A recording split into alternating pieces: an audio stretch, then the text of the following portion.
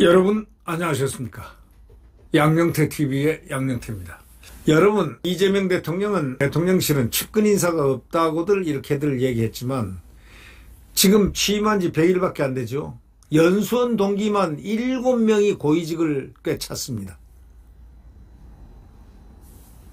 국힘이 그렇게 주장을 지금 하고 있습니다. 7명이나. 주 유엔대사에 내정된 차지훈 변호사, 이 대통령 사법연수원 동기이자 공직선거법 위반 사건 변호인입니다. 최보윤 수석대변인은요, 이렇게 얘기했습니다. 국민은 더 이상 대통령의 사적 인연 챙기기를 용납하지 않을 것이다.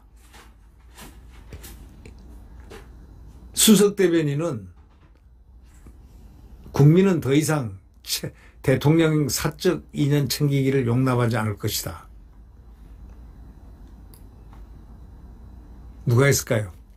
국민의힘이 차지훈 법무법인 화우 변호사가 주 유엔대사로 내정된 것을 두고 어저께 비판에 나섰습니다. 차 변호사는 이재명 대통령의 사법연수원 동기이자 이재명 대통령의 공직선거법 위반 사건 변호인입니다.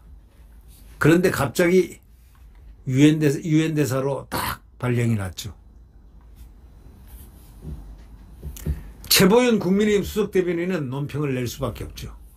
주 유엔대사는 대한민국 국익을 지키는 최전선인데 안보리 회의장에서 북핵, 우크라이나 전쟁 등 첨예한 국제 현안을 다루는 핵심 자리인데 그 막중한 자리가 대통령의 사법리스크 해소 공로자 보상용으로 쓰이는 순간 대한민국 외교 신뢰는 또다시 추락할 수밖에 없다, 이렇게 지적했습니다.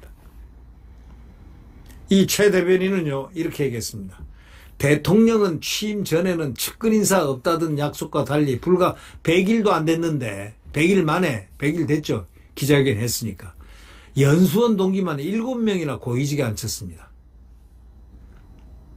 이게 7명이면 작은 게 아니에요. 연수원이라는 사법연수원 나온 동기를 7명이나, 그 사법부에 연수원을 나온 훌륭한 사람들이 그렇게 많은데도 불구하고 자기 동기가 그렇게 훌륭한 사람 7명이 있습니까?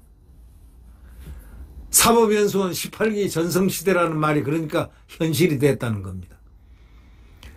사법연수원 18기로는 말이요, 정성호 법무장관, 조원철 법제처장, 오광수 전 민정수석, 이찬진 금감원장, 차정인 국가교육위원장, 위철한 중앙선관위원 후보자, 차지훈 유엔대사 내정자, 이렇게 벌써 7명입니다. 이어서 최 대변인은 더 큰 문제는 대통령 사건을 맡았던 변호인 출신들로서 지금까지 최소 8명이 청문회조차 거치지 않은 정부 대통령실 요직에 줄줄이 진출했다는 겁니다. 국민 세금으로 운영되는 공직이 대통령 개인 변호사비 대신에 지급되는 대납 보상으로 전락했다는 국민적 의구심은 날로 커지고 있다, 이렇게 국민의힘 최 대변인은 신랄하게 비판을 했습니다. 최 대변인은 이렇게 얘기했습니다. 국민은 더 이상 대통령의 사적 인연 챙기기를 용납하지 않을 것이며 국익을 파괴한 보훈 인사의 끝은 결국 국민의 심판뿐임을 엄중히 경고한다, 이렇게 말미를 쳤습니다. 네, 대통령이 임명하니까 자기가 아는 사람을 임명하는 건 좋지만 하필이면 동기, 사법연수원 동기에 7명이나 이렇게 많은 부분을 했으면 사람들을 생각할 때는 다른 데도 아는 사람들 많이 넣었을 거 아니냐. 많이 넣었죠. 그것까지 하면 이게 어떻게 되겠느냐. 이 얘기를 국민의힘이 지금 강력하게 주장하고 있습니다. 국민은 더 이상 대통령의 사적 인연 챙기기를 용납하지 않을 것이다.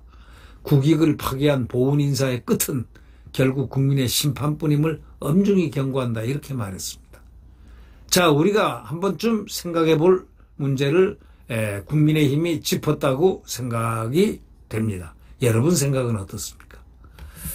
네, 구독 버튼과 엄지를 눌러주시면 대단히 감사하겠습니다. 오늘 뉴스 파이팅 여기서 마치겠습니다. 안녕히 계십시오.